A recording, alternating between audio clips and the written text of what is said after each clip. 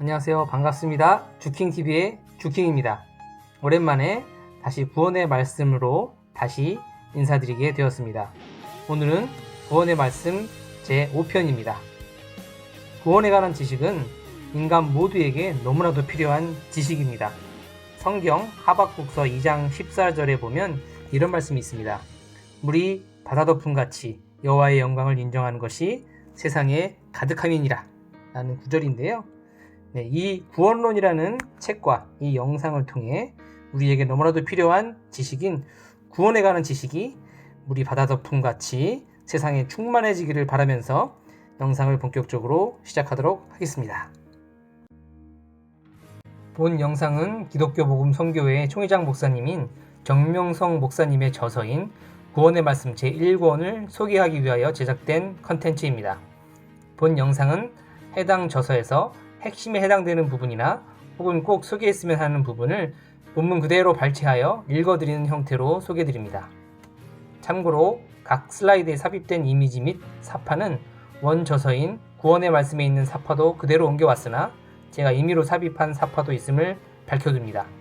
구원의 말씀은 총 3권으로 되어 있으며 그중 구원의 말씀 1권을 총 7편의 영상으로 나누어 제작하였습니다. 이번 영상은 그 7편의 영상 중 제5편입니다. 보시는 화면은 구원의 말씀 제1권 목차인데요. 오늘 제5편에서는 창조 목적으로 본 구원, 그리고 말씀을 통한 구원 역사, 이렇게 두 개의 챕터에 대해서 소개시켜 드리도록 하겠습니다. 첫 번째 챕터, 창조 목적으로 본 구원입니다.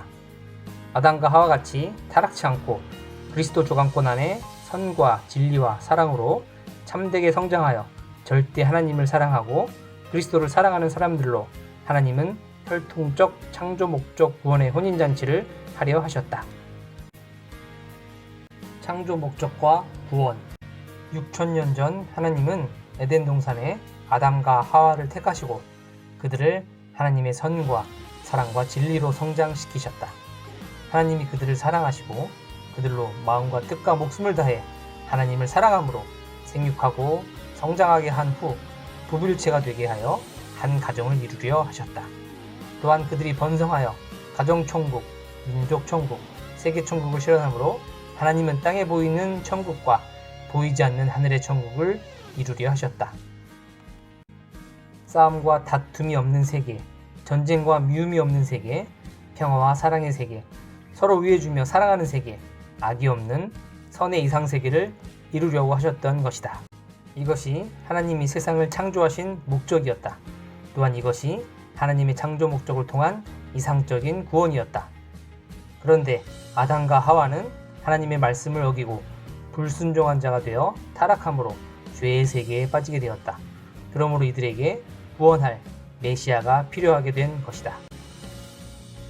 타락의 경위. 어떻게 타락됐을까? 하나님은 에덴 동산에 아담과 하와를 택하시고 그들에게 어렸을 때부터 말씀하시기를 사랑의 과일을 따먹지 말라고 하였다. 하와의 사랑의 지체를 선악과로 비유한 것이다. 너희가 따먹는 날에는 정령 죄를 짓고 죽으리라 말씀하셨다. 성장을 못했으니 이성관계를 하지 말라고 엄히 말씀하신 것이다.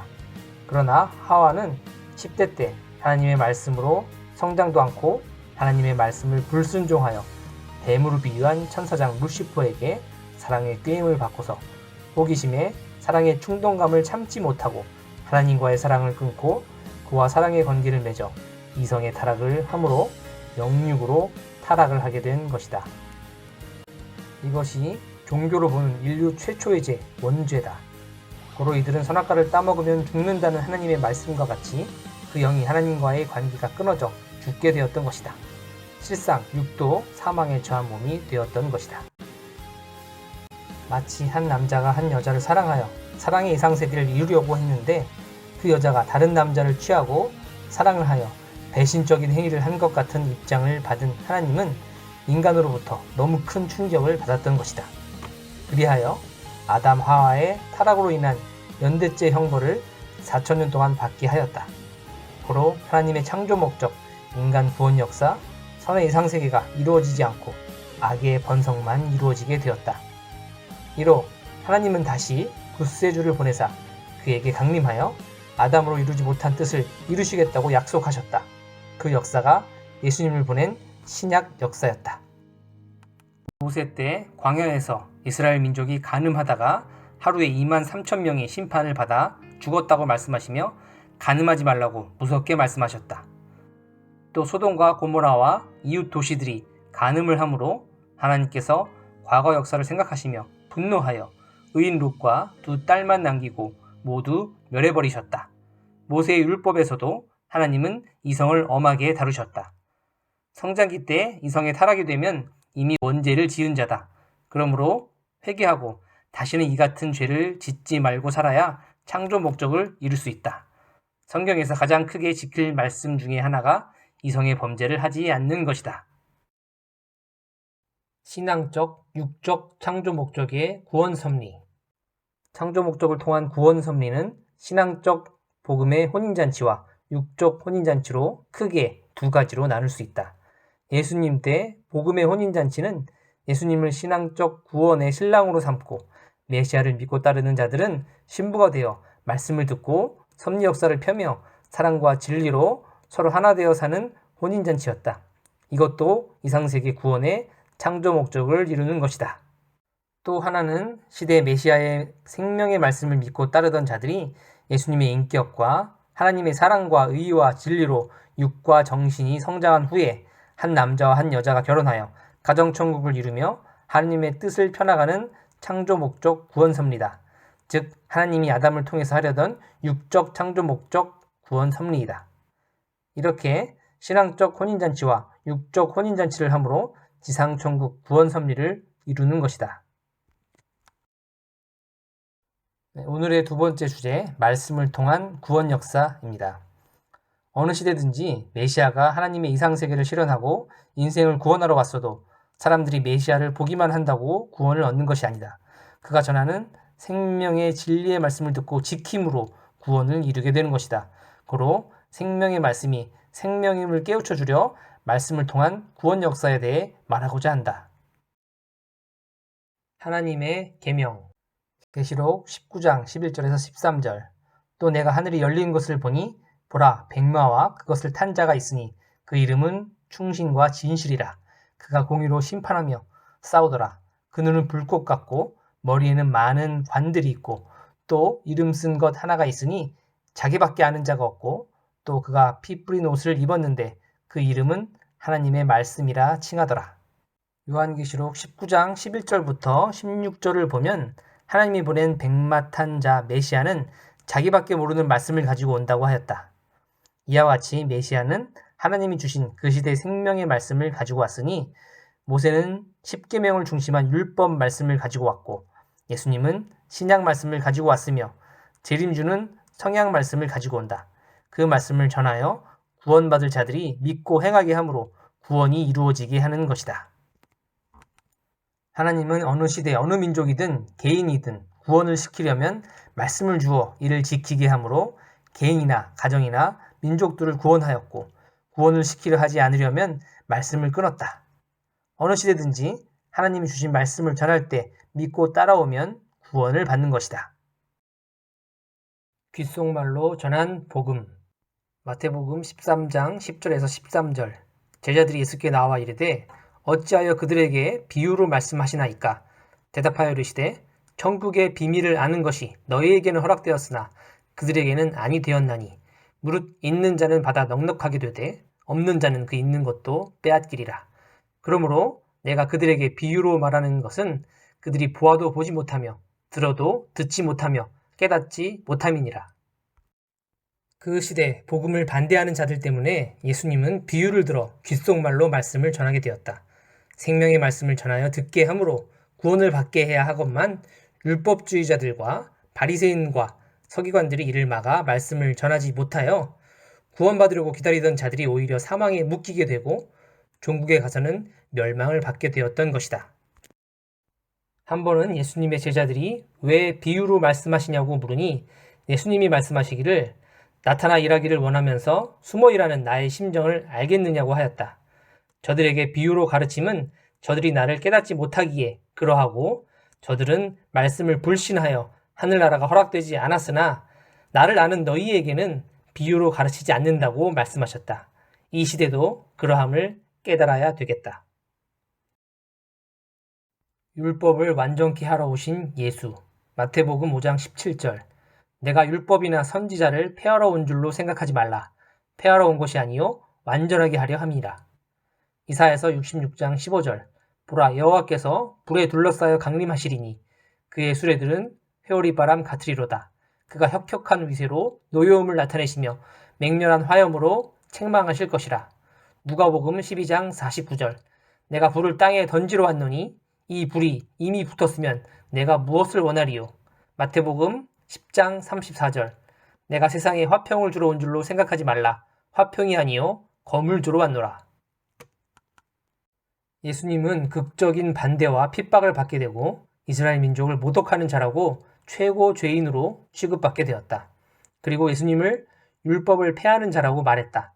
이에 예수님은 나는 율법을 1획도 폐하러 오지 아니하고 더욱 완전케 하러 왔다고 대답하였으나 그들은 예수님의 말씀을 모두 변명하는 말이라고 받아들이지 아니하였다. 예수님이 가르친 핵심적인 말씀을 보자. 율법에서는 하나님이 강림하여 불과 칼로 심판한다는 이사야서 66장 15절 말씀을 문자 그대로 믿고 있었는데 예수님은 자신이 하나님의 강림의 실체 인물임을 은밀히 말씀하시며 생명의 말씀이 곧 불이라고 말씀했다. 인간을 구하기 위해 결국 메시아는 말씀을 가지고 온다고 하였던 것이다. 누가복음 12장 49절에서 불을 가지고 하나님이 심판하러 오신다는 말씀을 예수님은 하나님의 말씀이 불이라고 가르쳐 주셨다. 마태복음 10장 34절에 예수님은 내가 너에게 검을 주어 싸우게 하러 왔다고 말씀하셨다. 신약 말씀이 검이라고 말씀하신 것이다. 이어지는 참고 성경 구절입니다. 이사야서 26장 19절. 주의 죽은 자들이 살아나고 그들의 시체들은 일어나리이다. 티끌에 누운 자들아 너희는 깨어 노래하라. 주의 이슬은 빛난 이슬이니 땅이 죽은 자들을 내놓으리로다. 요한복음 5장 24절에서 29절.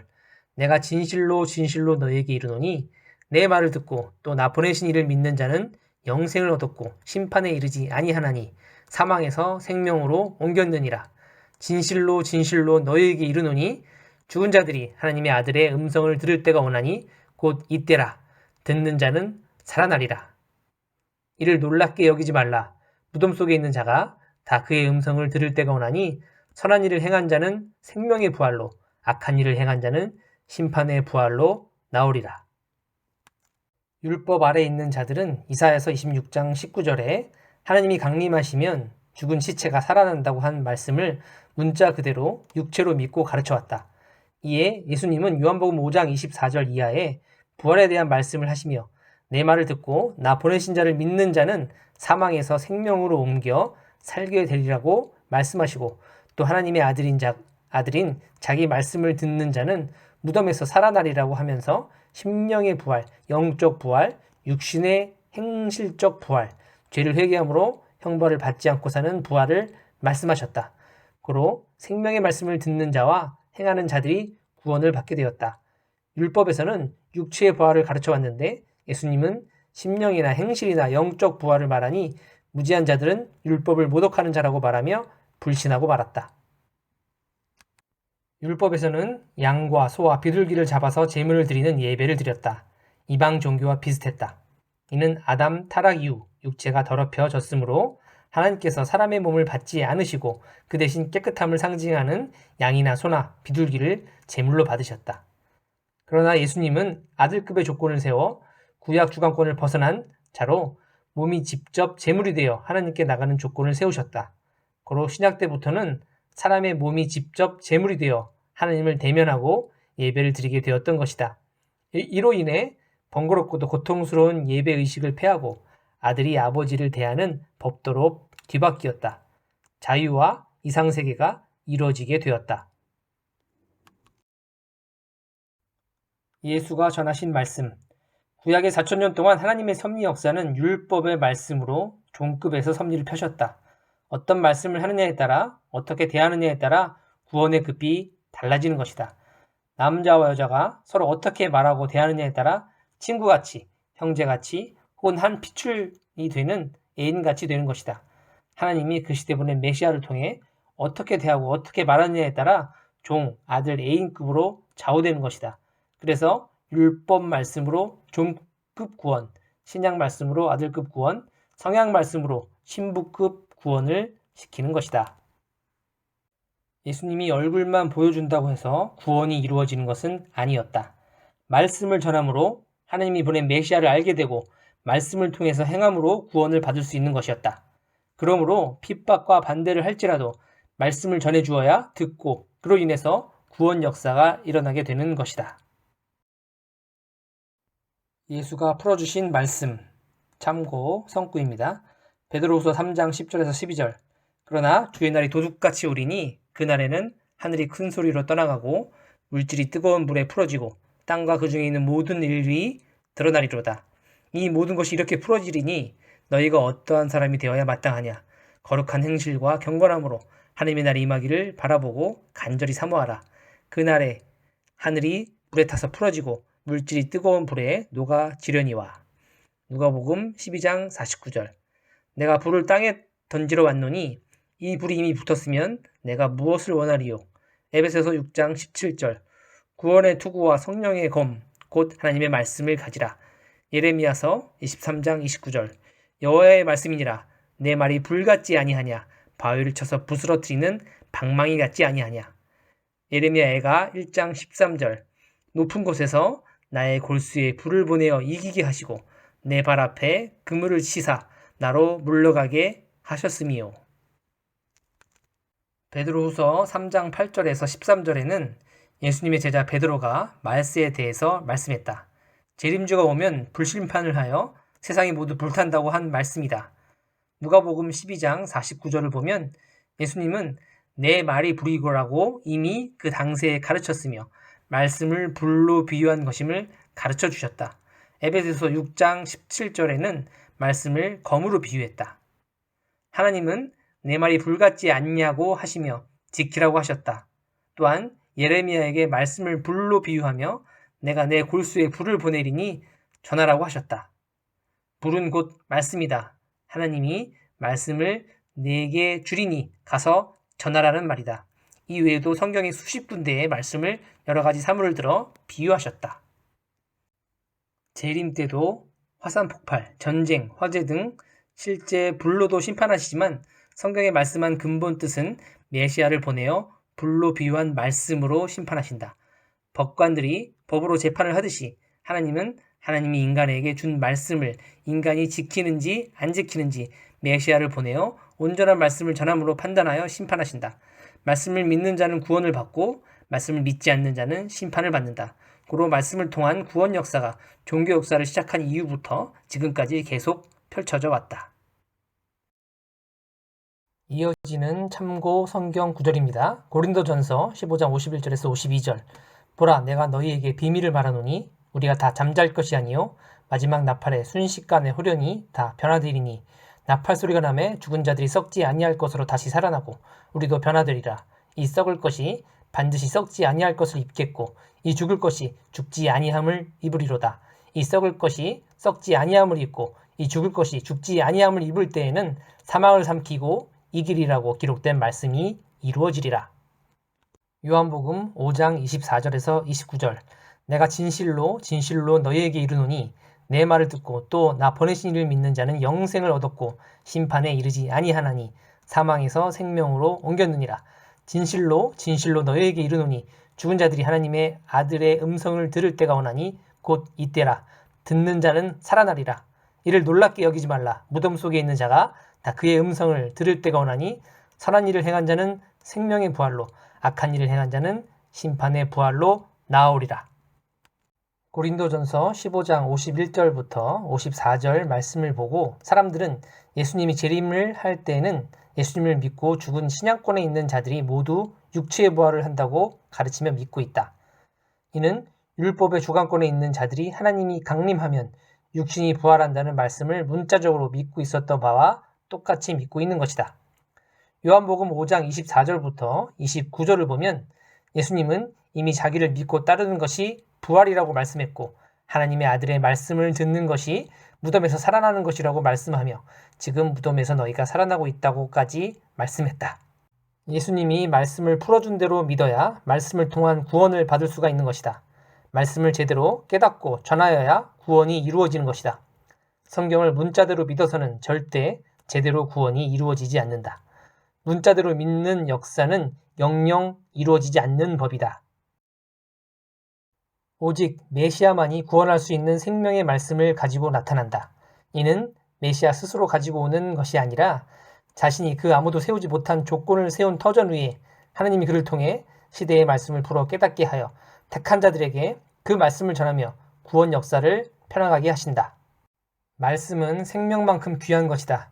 말씀을 가지고 영원한 지옥으로 가 멸망받을 자를 구원할 수 있기 때문이다.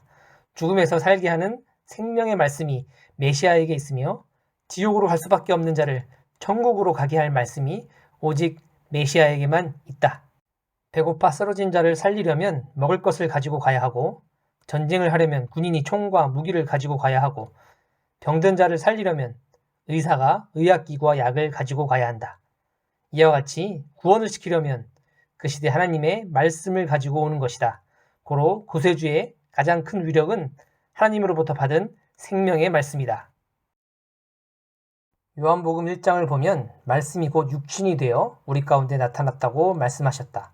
이는 하나님이 메시아의 육신을 통해 말씀으로 나타나는 것을 말씀한 것이다. 그의 육신의 행실 자체가 말씀이라는 뜻이다. 지구촌에서 메시아가 가장 위대한 말씀을 한다. 가장 위대함을 풍긴다. 사람들은 돈만 귀하게 생각하고 보물만 귀하게 생각하며 각종 물질만 귀하게 생각하고 이성의 사랑만 귀하게 생각하고 명예만 귀하게 생각하고 권세만 귀하게 생각하고 비싼 땅만 귀하게 생각한다. 그렇기 때문에 귀한 하나님의 말씀을 귀하게 여기지 않고 귀한 말씀을 통한 구원을 상실하고 살고 있다. 귀한 말씀을 듣고 구원받지 못하면 이 모든 것이 허무한 인생으로 끝나고 마는 것이다. 세상에 아무리 귀한 보물이나 땅이나 사랑이나 명예를 준다 해도 하나님의 말씀을 이와 바꿀 수 없고 받을 수도 없다. 천하를 주고도 바꿀 수 없는 생명의 말씀이다. 이 생명의 말씀이 있어야 자기 생명을 뺏기지 않고 지상에서 잘 되고 영원히 그 무섭고 괴로운 지옥에 가지 않고 천국에 갈 수 있다. 말씀 때문에 천국에 가는 것이다. 수천 년 만에 풀린 진리 말씀. 참된 진리를 찾기 위해 명예도 권세도 부귀도 사랑도 다 버리고 겨우 숨만 쉴 정도가 되어 살면서 진리의 말씀을 찾고 깨닫는데 전념했다. 영하 15도의 혹독한 추위 속에서 눈에 묻혀 겨울을 지냈다. 한 겨울을 지냈어도 한 진리를 깨닫기 힘들었다.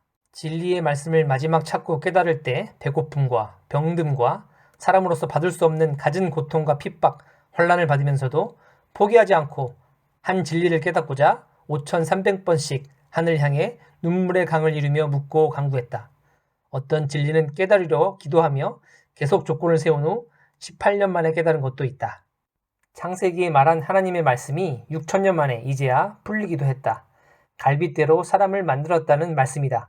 그 말씀이 이제야 풀린 것이다. 생명의 유전자로 인간을 만들었다는 말이었다.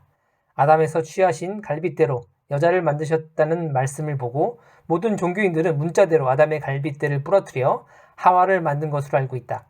이는 하와의 아버지의 유전자가 하와의 어머니의 유전자와 하나 되어 하와를 낳았다는 말이다. 말씀은 구원이다. 영계에서나 육계에서나 하나님의 말씀이 운명을 좌우시킨다. 말씀을 들어야 구시대 주관권에서 새시대 주관권으로 구원을 받을 수 있고 말씀을 들어봐야 회개할 것이 무엇인지 죄가 무엇인지 의가 무엇인지 깨닫게 되어 회개도 하고 의를 행하게도 되는 것이다. 말씀을 배워야 하나님을 확실히 알게 되고 메시아에 대해 확실히 알게 되며 심판도 알게 되고 보이지 않는 영계에 대하여 더욱 알게 된다. 구시대 말씀으로는 새시대를 이끌어 갈 수 없고 구원을 시킬 수 없는 것이다. 구시대 말씀은 새시대가 오기를 기다리는 소망의 말씀에 불과하다. 아담과 하와가 하나님의 말씀을 불신함으로 타락되었듯이 어느 시대든지 하나님의 말씀을 믿고 순종하여야 타락되지 않고 구원을 얻을 수 있다는 것을 깨달아야 되겠다. 말씀을 듣고 행하지 않는 자는 아담 하와와 같이 말씀을 순종하지 않는 거로 타락할 수밖에 없는 것이다. 예수님은 내 말은 생명과 같으니 지키라고 말씀하셨다. 이 시대 말씀도 생명이니 지켜야 이 시대에 해당되는 구원을 받을 수 있다. 어느 시대든지 그 시대 생명의 말씀이 선포되었을 때는 하나님이 보낸 자가 왔고 메시아가 와 구원 역사가 시작된 것이다. 지구촌 한 구석에서 메시아가 나타나 구원의 말씀을 전한다면 저마다 쫓아가지 않을 자가 없을 것이다. 사람이 7, 80년밖에 못 사는 육신을 죽음에서 살려준다면 그 무엇이든 아끼지 않게 줄 것이다. 더구나 자기 영이 영원 무궁토록 살 수 있는 말씀을 준다면 무슨 일이라도 다 할 것이다. 사람이 미개한 사람일수록 생명의 가치성, 영혼의 가치성을 모른다. 지혜 있는 사람일수록, 지식 있는 사람일수록 생명의 가치성을 알고 산다. 육신의 생명의 가치와 영혼의 생명의 가치를 귀하게 보지 못하는 자들은 대개 미련한 자들이며 짐승과 같은 두뇌를 가진 사람들이다. 예수님 시대 때 많은 사람들이 예수님 말씀을 듣기 위해 갈릴리 바다 혹은 감람산, 시돈 땅까지 하루길 이틀길을 걸어 쫓아다녔다. 그들은 천대받는 어부나 농사짓는 농사꾼이었다. 권위 있는 제사장들이나 율법주의자들은 이들을 우습게 보았다. 그러나 그들은 제사장이나 율법주의자들보다 1000배, 10,000배 인격적이고 위대한 자들이었다. 생명의 가치성을 알고 구원을 받기 위해 말씀을 귀하게 보고 예수님을 따랐기 때문이다. 예수님이 전하는 말씀을 아무것도 아닌 것으로 본 자들은 따르는 자들에 비해 수천 년 뒤떨어진 자들이다. 조건 대가. 하나님이 원하는 만큼 조건을 세워야 말씀을 받을 수 있다. 말씀은 흑암 속의 빛이며 영혼의 양식이며 생명의 밧줄이며 우리 육신의 살과 피와 같이 생명의 가치를 가지고 있다. 그러므로 이 생명의 말씀은 하나님으로부터 아무나 받을 수 없고 오직 그 시대 메시아만 받아 자기밖에 모르는 말씀을 가지고 세상을 구원하러 나타난다. 그 시대의 구원의 말씀을 찾고 하늘로부터 받기가 얼마나 어려운지 세상에서 이에 비교할 비유의 말이 없다. 인간으로 전지전능하신 하나님이 원하는 만큼 조건을 세워야 말씀을 받을 수 있고 자신이 어려운 것을 지켜 행하여 확인함으로 진리를 깨달을 수 있다. 뿐만 아니라 과거 종교 역사상 유례 없는 하나님 앞에 최고 상대적인 존재자가 되어야 말씀을 받을 수 있다. 절대 믿음의 조건과 절대 행실의 조건을 세워야 되고 하나님이 그 시대 주려는 말씀에 대한 조건을 세워야 된다. 모세는 종입장의 말씀의 조건을 세워 율법 말씀을 받았고 예수님은 하나님을 지극히 사랑하사 아들 입장의 조건을 세워 신약 말씀을 받았다.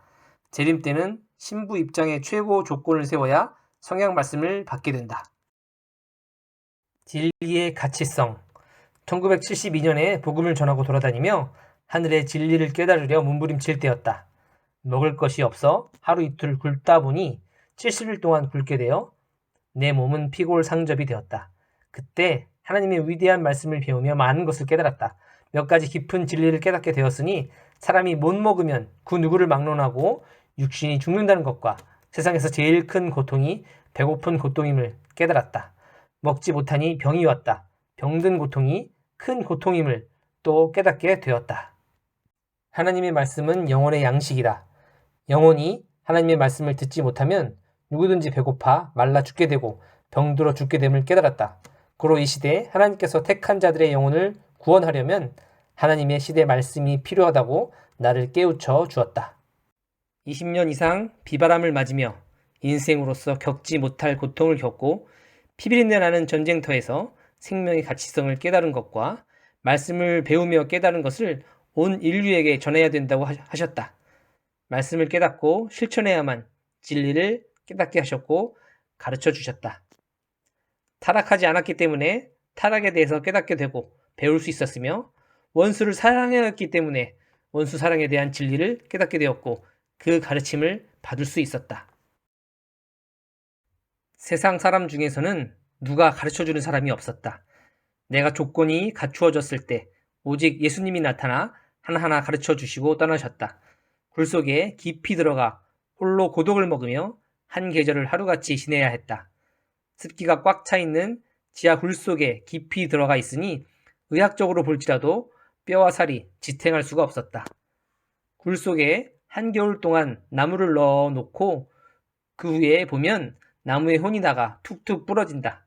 진리를 찾기 위해 생명을 바쳐야 되고 지구를 맨발로 평생 동안 걷는 듯한 고통을 겪지 않을 수 없었다. 공자는 아침에 도를 깨달으면 저녁에 죽어도 한이 없다는 말을 하였는데 그 말이 마음에 와 닿았다. 철학자 니체가 진리를 찾으려 낮에도 등불을 켜들고 다녔다는 말이 내 머리에 스쳐갔다. 예수님은 천하를 주고도 바꿀 수 없는 것이 생명이라고 말씀하시며 그 생명을 구원하려면 내 말이 진리이니 듣고 행하라고 하였다. 천하를 주고도 바꿀 수 없는 진리임을 암시했다. 정말로 천하를 주고도 바꿀 수 없는 진리의 가치성을 깨달았다. 진리를 귀하게 여기지 않으면 구원을 받을 수 없다. 지옥을 면할 수 없다. 하나님 나라에 갈 수 없다.